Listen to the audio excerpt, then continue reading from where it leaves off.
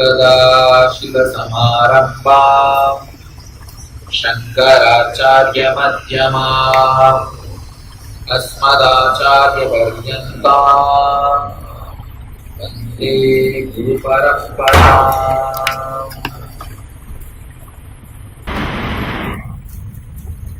I welcome you all with my love and respect.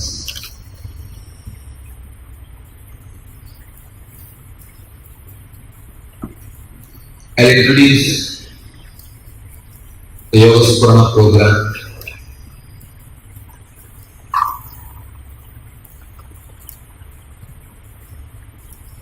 Especially to the new participants. How many of you are attending Yoga Suprana? Please. I think all of you may be aware. There is one more batch. Participants who are doing life-based engineering, they are also here. I will introduce this program. Participants, Yoga Suprana participants. This whole Yoga Suprana is based on Patanjali's Yoga Sutra. I am trying to give Patanjali's Yoga Sutra in its essence, in its pure form, in 2 days as an experience to you all. Mainly aiming at physical and mental healing. Please understand, yoga can be used for so many purposes. In the West, what are names and what are purpose, you can't understand. No, when you see, if you just type yoga and Google it, something like 11 million websites are open. 11 million. All kinds of yoga. Super deluxe Kundalini yoga, hot yoga, cold yoga.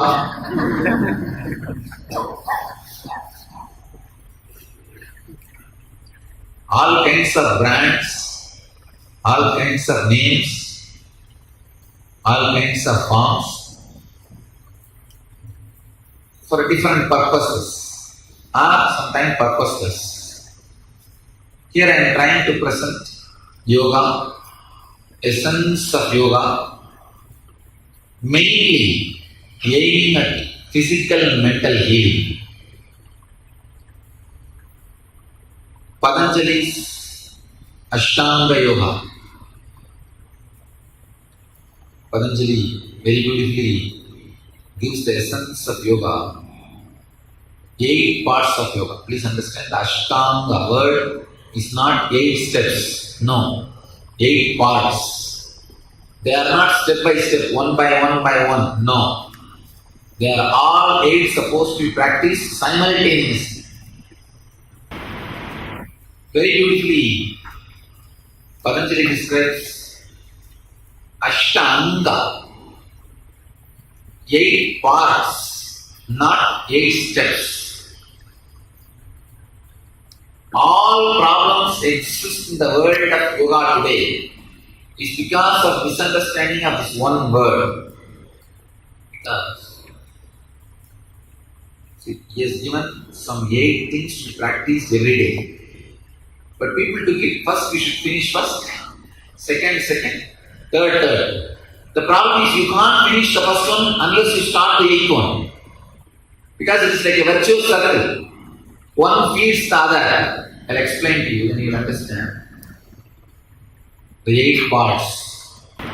If you are new to spirituality and yoga, please understand these few technical terms.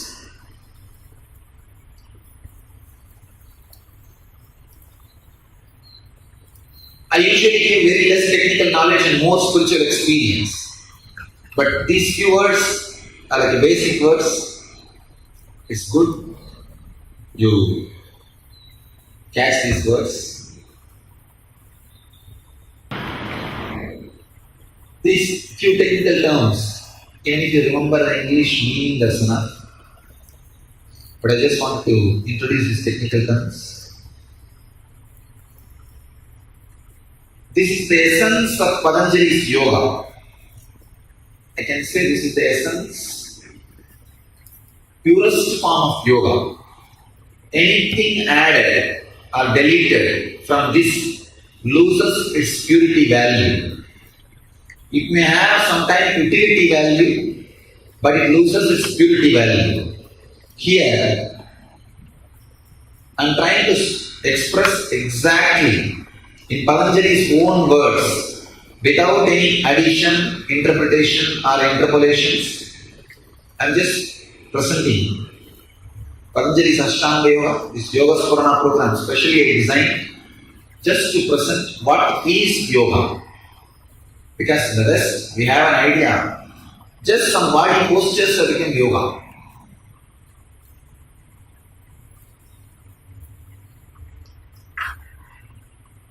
Very weird ideas we have about yoga. I saw yoga for pet. Ads, I saw news. Yoga for pet, yoga for what all. Anyhow, Patanjali never wrote any yoga for pet. I want you to know. He didn't write any Yoga Sutra for pet. He wrote Yoga Sutra only for human beings to become living beings. How many of you are attending first time here for yoga? Wow. Okay. I welcome you all into our family. Just few words for all of you, the newcomers. Give more importance to the practice. Even if you miss one or two terms, you are not able to catch it, it's okay. Give more importance to the practice. When you go back also, give more importance to the experience. Practicing these methods and techniques than just intellectual knowledge. The knowledge, the technical knowledge I am using just to inspire you. Just to give you the intellectual clarity so that you will start practicing. You will start diving into the program, into the meditation as intensely as possible. So please be intense. You need only intensity to go into the experience, not just technical knowledge. So for the LB participants, understand one more piece. It will be useful for all of you. You may not have done, many of you. I think the first time you are doing yoga sport. You might have done yoga, but not this systematically learning. How many of you have not done yoga sport in yours also? Yes. First, yama. Please understand. Yama means ethics. Law of cosmos. Please understand. Law of cosmos, not law of the country. Law of the country is different from law of the cosmos. If I were to give one example, law of the country means if you steal 100 rupee, little punishment. If you steal 2 crore rupee, big punishment. If you steal 200 crore, no punishment. That is different.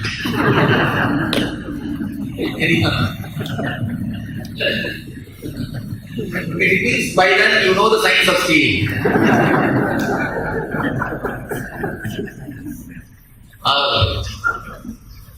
Law of the country means 2 rupee, less punishment. 2 crore, more punishment. The law of the cosmos, it's different. It is not the money you steal gives you the punishment. The suffering the other person goes through because of your stealing, that decides the punishment. You steal from somebody 2 rupee, and the fellow really suffers for that for 2 years, then you will have a heavy punishment. If you steal 2 crore from somebody, the fellow doesn't even care. I have lot, it's okay, 2 crore, okay. He doesn't care, you will not have punishment.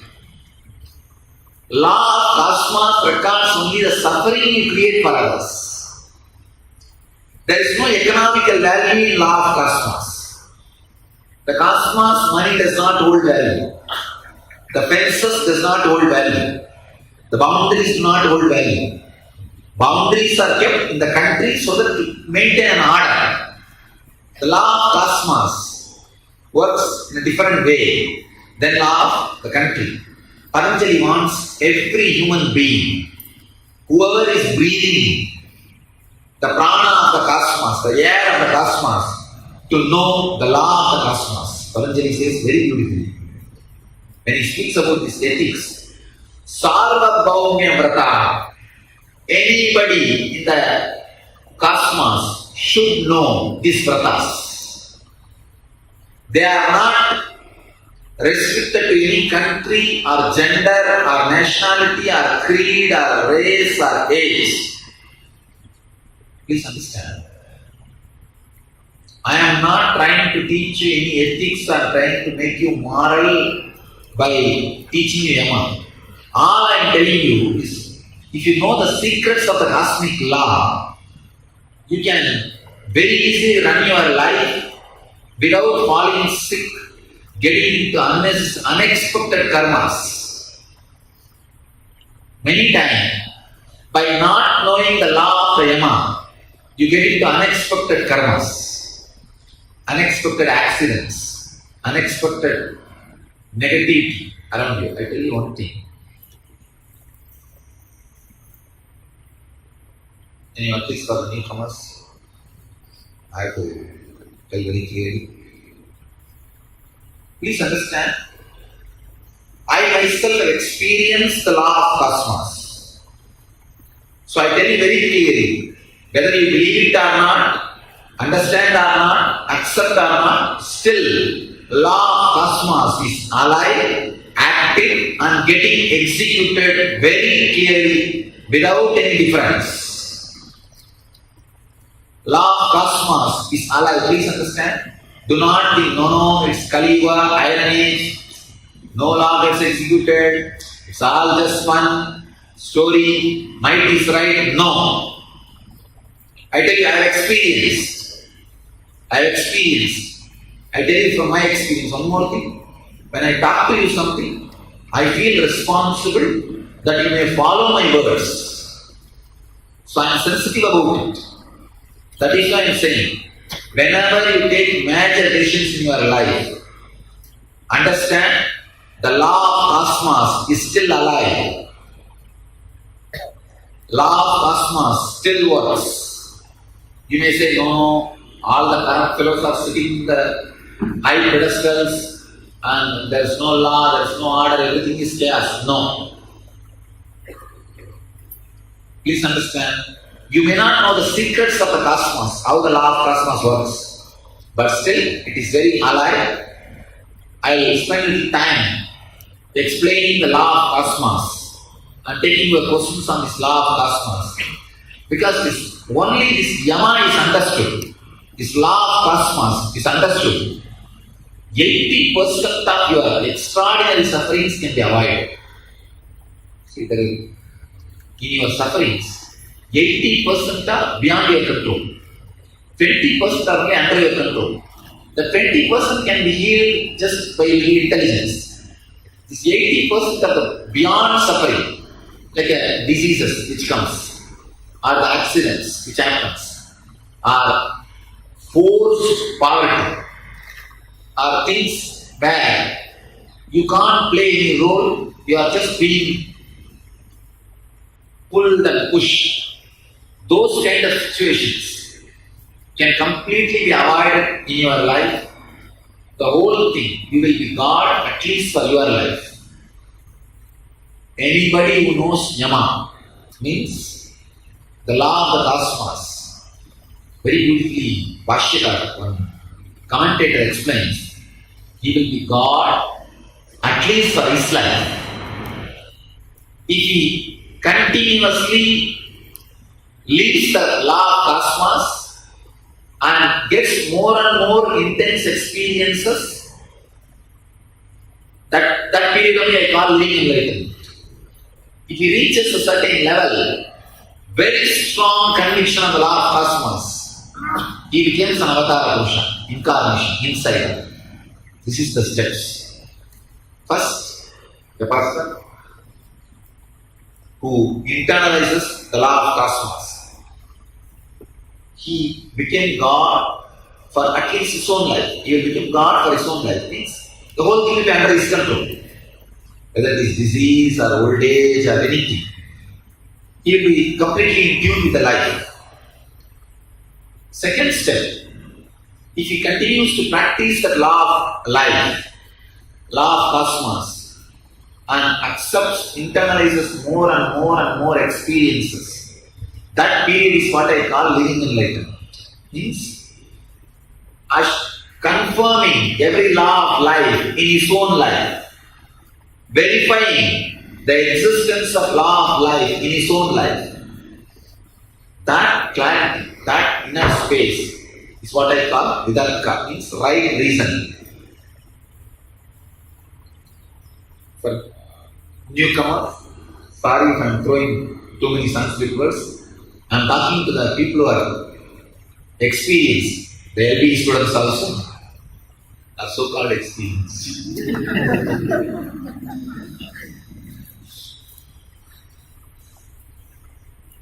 But I will answer your question. Says the newcomers, please raise your hand. I will give you time and answer all your questions and doubts. So any question, doubt you have, please note down.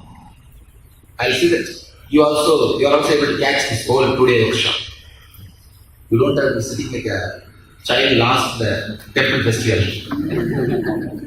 In Indian villages, the kids will be lost the temple festival. They will be sitting in one corner without knowing what is going on. Why is it purposely lost? That is different.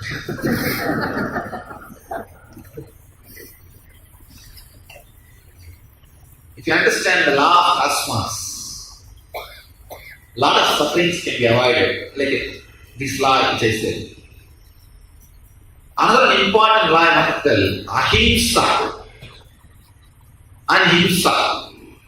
Only these two place a major main shaft pin of this whole law of cosmos. See, the law of the country, the basic rule is human beings are responsible for their action. This is a basic idea. Based on that, the country's laws are built. The cosmic law, the basic idea is ahimsa, means non-violence. First law, the first thing is based on non-violence, ahimsa. You don't need anything else except this one word. If you just internalize this one word, verbally, mentally, physically, you will not enter into other space. That's all. That's the first law. Patanjali is saying, cosmic law. When I will first finish this yama, then I will go to the next steps. See, first in the yama, Patanjali teaches you how to relate with the world, cosmos. Second, the niyama, it teaches you how to relate with your own body. Third, it teaches you how to relate with your breathing system. Third is the internal organs.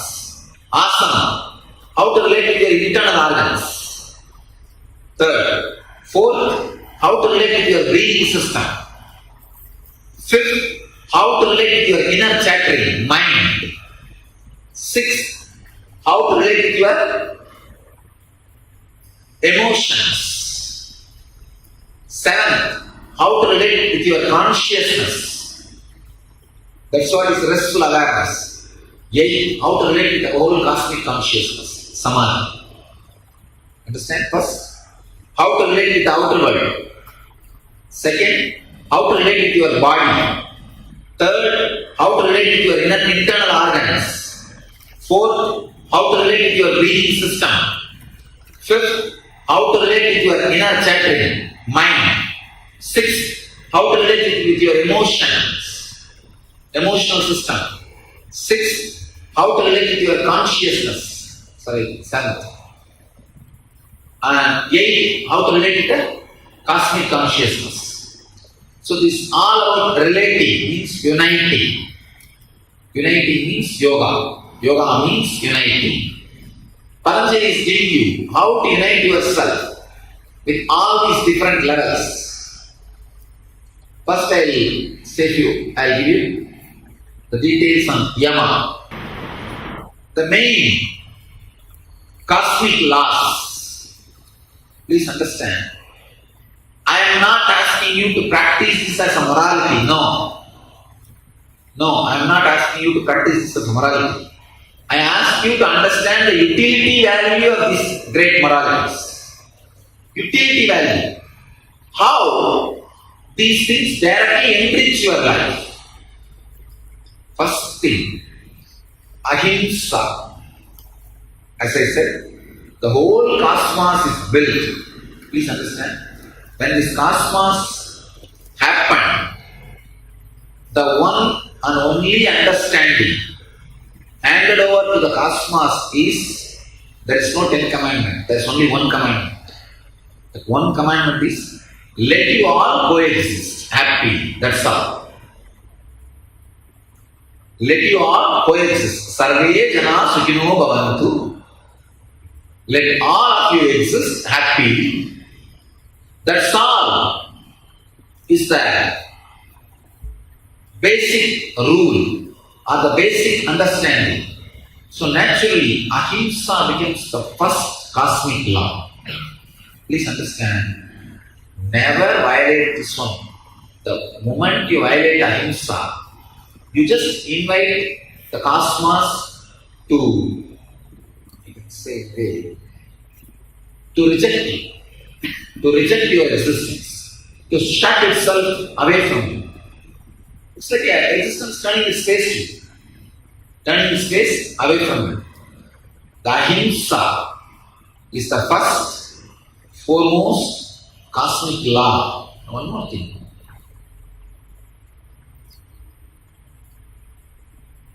When you try to be violent, actually you will be suffering more than the person whom you are torturing. If you look deeply, you will not go to hell after becoming violent. If you are violent, you are already in hell. Understand this truth. You can see in your life.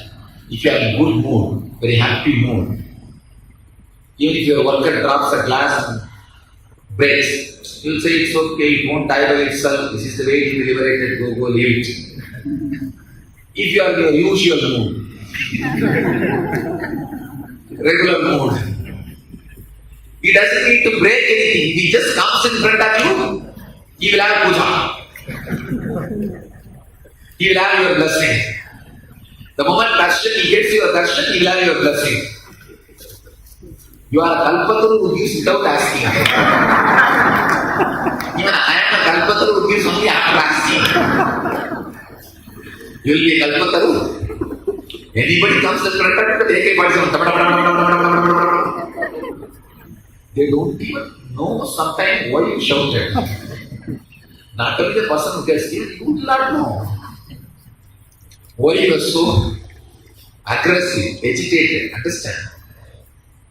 If you are, it's based on your mood, whether you are going to be violent or non-violent. So,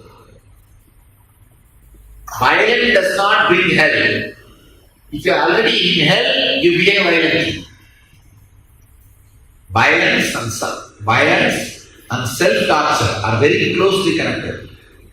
Sadism and masochism are very closely connected. If you are sadist, you will be masochist. Be very clear.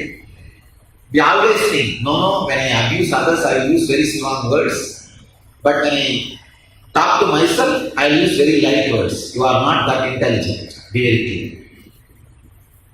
I tell you some of my own discoveries. A person who constantly criticizes others will not have confidence on himself because he will be constantly criticizing himself inside. Please understand. If I am writing commentary on Patanjali Yoga Sutra, actually I am writing, all of you may be aware, I am writing. We are trying to come out with 120 volumes. 170 sutras are there. Each sutra I wanted to come out with a volume. Maybe 200-300 pages. 200-300 pages on each sutra. I am working. And I already finished 7 sutras. Seven Sutras are finished. The first thing you need to understand, we always think we can be violent with others and we can escape from violence from others. You may be intelligent enough to escape from violence from others, but you are not that intelligent to escape the violence which you will do to yourself. Usually, whenever I meet a lot of people, when these guys come and start criticizing all other Swamis, oh, this Swami is like that Swami is like that Swami is like that, you are nothing like that, you are great, you are the ultimate, you are the genuine, I used to be afraid. Because this fellow has the habit of criticizing. The moment he has the habit of criticizing, when he steps out of my presence, what will he talk? Be very clear, the moment you have the habit of criticizing, you are dangerous. Not only for others, even for you. Even for you. Even for yourself. So violence is not one-edged sword, it's double-edged sword. If you hit others, you will hit with the same force on yourself. So use right words, right actions, right thinking with the world, with others. Do not think you can be violent with others and you can save yourself from violence. No, it does not happen. It does not work. So violence is if you are shouting 10 abusive words to somebody, be very clear, those 10 words you will use it on you when you fail in some project. And you will create a very strong guilt.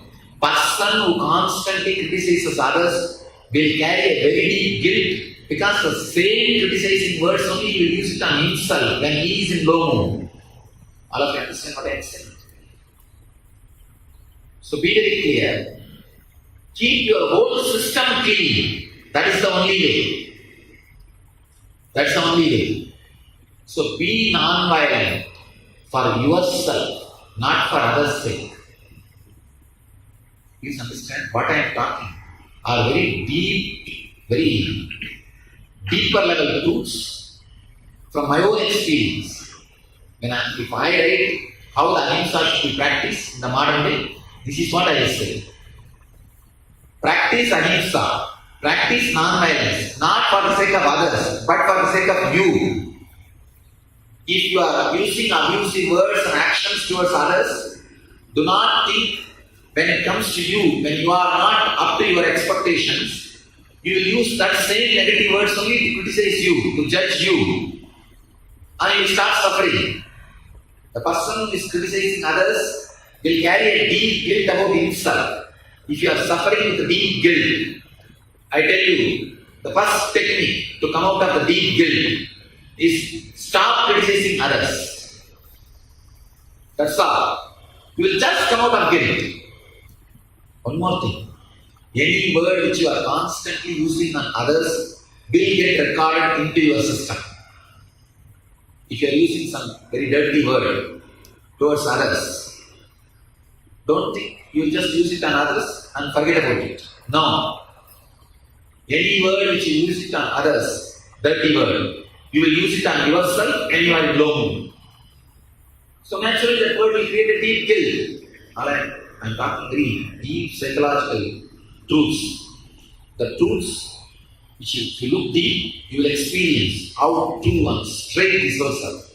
Now whatever I am saying, try to apply in your own mind.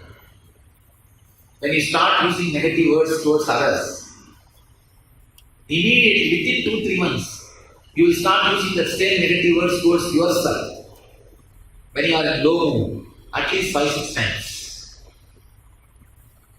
Any negative word used on yourself when you are in low mood creates a guilt engram. That's all. You are caught. It's like a spider building a cobweb to catch its prey, food. But finally, somehow, that fellow himself got stuck. So you are creating a web to abuse others, but you will be caught, finally end of the day, in it. Any same day, murderous person will always be suicidal. Because he knows the law. If somebody should not exist, he should be killed. So he knows the law. Naturally, what he will do? When he wants that I should not exist, when he thinks I should not exist, what's the solution? Suicide. A non-violent person. Hey, if somebody should not exist, if somebody should not disturb me, let me move out of his life. That will be the non-violent approach. Let him carry on his own life, let me move out of his life. It's non-violent approach. If you are tuned for non-violent approach, when you have a problem in you, naturally what will you do? Let me move out of the problem. Let it go.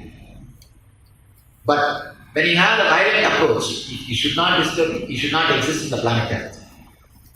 Then, when you have some problem with you, you will say, let me disappear. Understand? Violent attitude towards others is responsible for many diseases you create on you. The many diseases you create on you, especially the disease related to prana, the wheezing, asthma, all the diseases, please be very clear.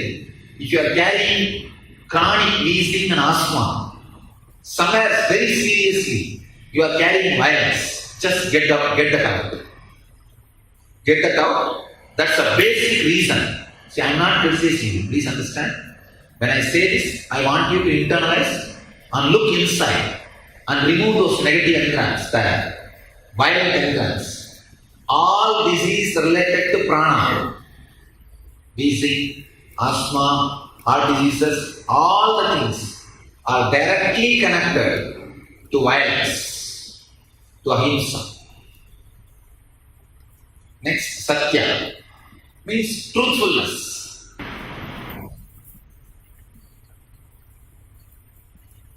Ahimsa means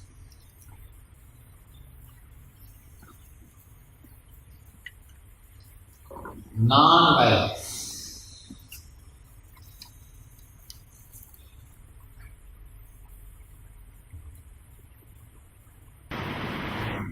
Second, satya.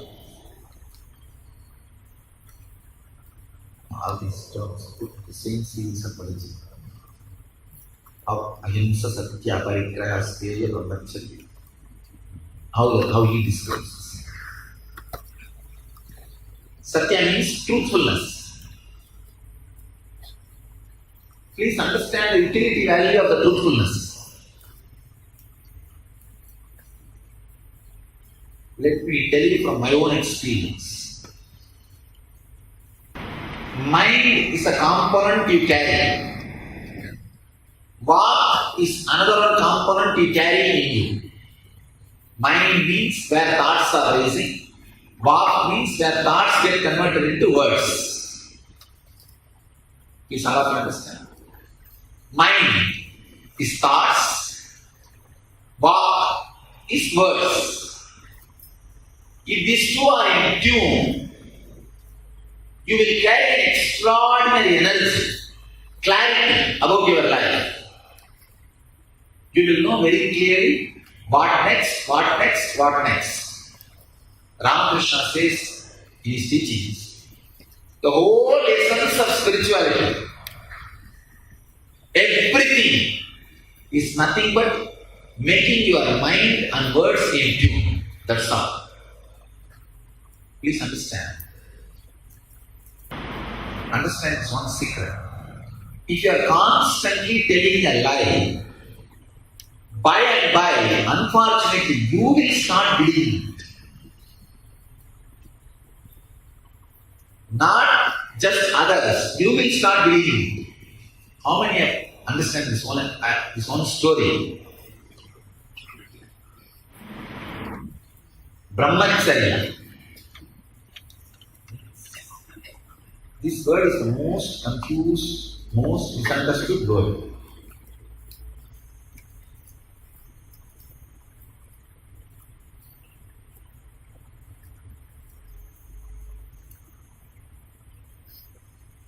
Brahmacharya. a story in a very old monastery where the original version of the Bible was preserved, where they take copy, handwritten copies, and publicize it. In that monastery, few hundred years before they took the decision, for no reason they will touch the original. They made one copy of the original. From that copy only, they will take copies and circulate. One day, the head of the monastery was seen early morning crying profusely. All the followers gathered and asked, "What happened? Why are you crying so much?" He said, "A big mistake happened. Today I went and spent a time with original copy. And the copy which he used for copying, there was a big mistake." He was crying. This guy said, what is the mistake? One letter was missing. The original, the letter was there, and the next original, for which we are taking copies, in that the letter was missing. One letter. All these guys asked, one letter only, why are you bother so much about it? Don't bother so much about it. Why are you crying just for that one letter? It's okay. He said, no, that's very important letter. They asked, what is the letter? It is one R missing. Original word is celebrate. The R was missing in the copy.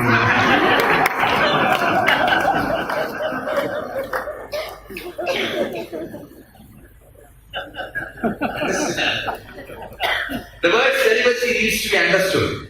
Brahmacharya is not equivalent to celibacy. Celibacy word is too superficial word. Brahmacharya means, I can say in a way celibacy also, but living like existence, not just celibacy. Celibacy is like a dead silence. Mauna means vibrant silence. So the Mauna word cannot be translated as silence. So Brahmacharya word cannot be translated as celibacy. You may be keeping away from any physical relationships, but that does not mean you will be dull or depressed or missing. Every moment you will feel that ecstasy happening inside your body itself is too much. Understand? Experiencing that and keeping away from the relationships or keeping away can be called as Brahmacharya. The initial level, keeping away from relationships, even the LD I told you guys not to touch anybody for 3 months. This will all help. This will all help. But this itself is not Brahmacharya. You should understand. This itself is not Brahmacharya. This is a path to Brahmacharya, but not the end. The end is ecstatic flowering, joy, radiating bliss, living like existence.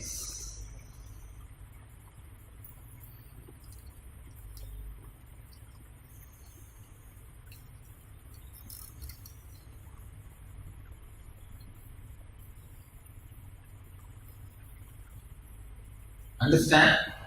The 5 great yamas, 5 great truths. Patanjali calls these 5 as Sarvabhaumya Vrata, means cosmic law for every being. Sarvabhaumya. These are the vratas. Understand this cosmic law. I tell you, just understand and internalize. You will simply be able to live. Nothing else is required. You don't have to fight at all. You will simply be able to live. Next, Niyama. Just I will introduce Niyama.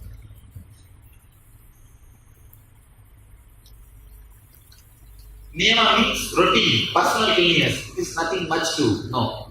Almost all of you are educated, you know the Niyama. Any educated middle class man does not need any special Niyama. Just if you understand this, that's enough. I will give you the introduction. Saucha means cleanliness. Take bath every day, brush your teeth, that's all. Santosha means try to always be happy. Try to always be happy. Always work for happiness. Don't try to create sadness for you and others. Tapas. Tapas, you need to understand. Even when some truths are not within experience, just because they are ultimate truths, if you try to practice in your life, that is called tapas. Practicing the great truths, even if they are not become experience in your life now, but you know it is going to become experience, practicing them, those great truths is called tapas. Swadhyaya means read some spiritual literature every day.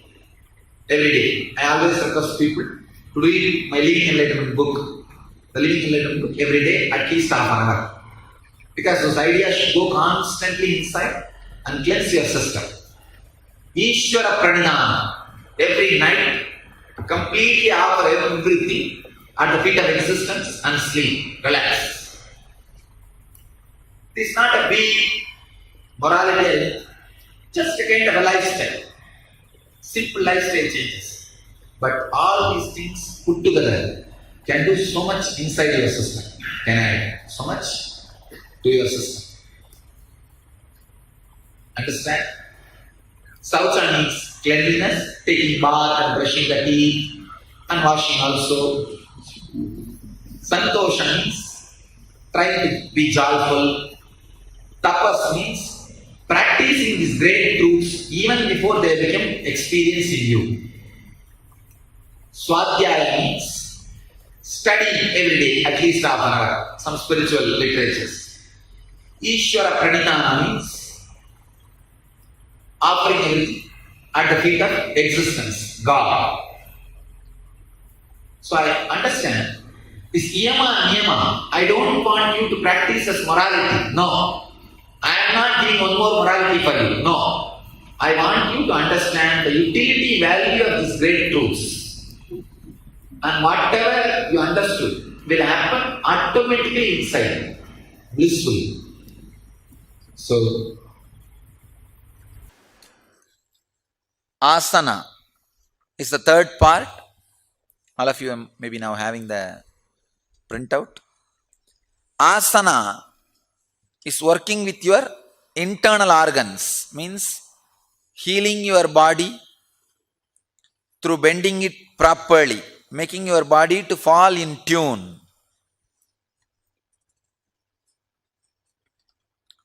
I'll be here and guide.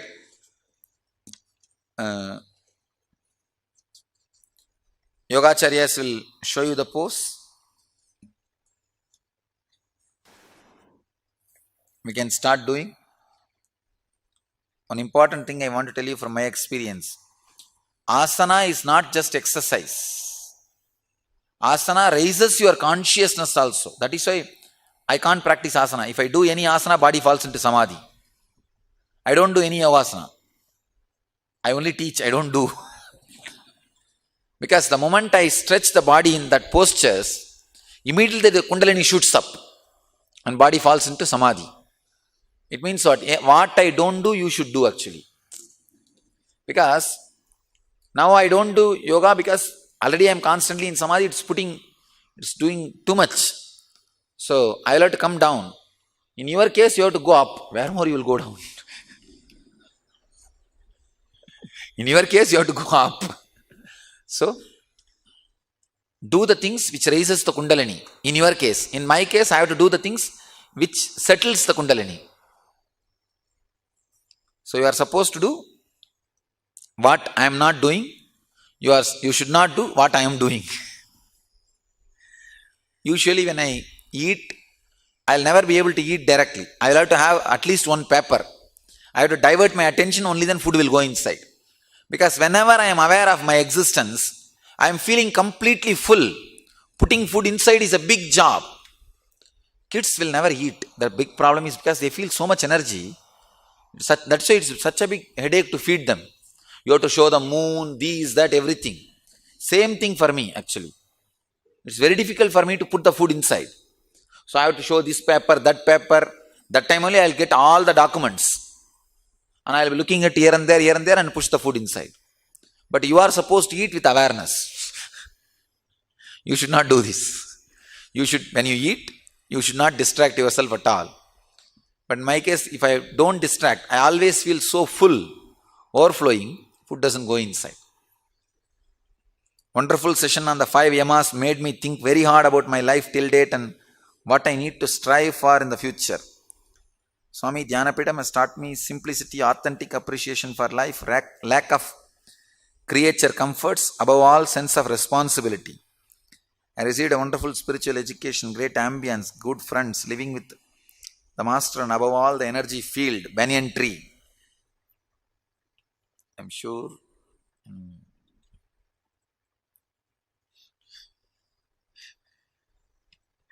sure my wife will be very happy to see me domesticated, washing my dishes, doing my laundry, making up my bed. What she could not get me to do in 22 years, you have made me do in 4 days. Actually, sometime when people come for sannyas training, I tell them, what I am not able to do for many years, wife does in 2 days, making them humble. I have seen these guys when they come for training, sometimes these brahmacharis come for training. When I feel really that these guys can't be trained, it is very difficult. I tell them, go and get married. When they get married, in 1 year, that fellow is completely trained. And now he knows politeness, humbleness, living together, all the things. So sometime, what master can't teach, wife will teach. Sometime what wife can't teach, master teaches. Maybe we complement each other. If you eat non-veg and heal others, you will have skin problems. That is why I am saying don't do. Because the energy can't be radiated through a nervous system which is non-veg or alcoholic. Then there will be internal confusion. It should not happen. That's why.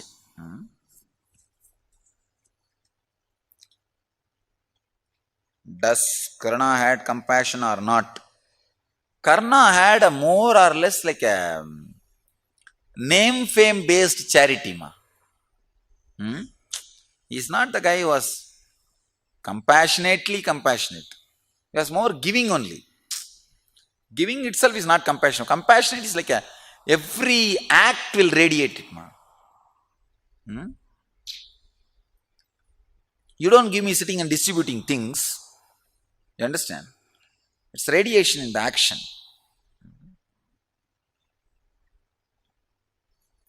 It was more like establishing the brand. There is a fatty acid that is essential for body, which is derived from fish oil. I wanted to ask you that if this is interpreting with healing energy for others, I would stop taking them. Don't take. No fish oil also. Fish is also non-veg. Fish oil also is non-veg. So no non-veg. If you want to heal others, I expect you to practice this. This whole thing takes only 12 to 13 minutes. If you practice without the interference of these yogacharyas.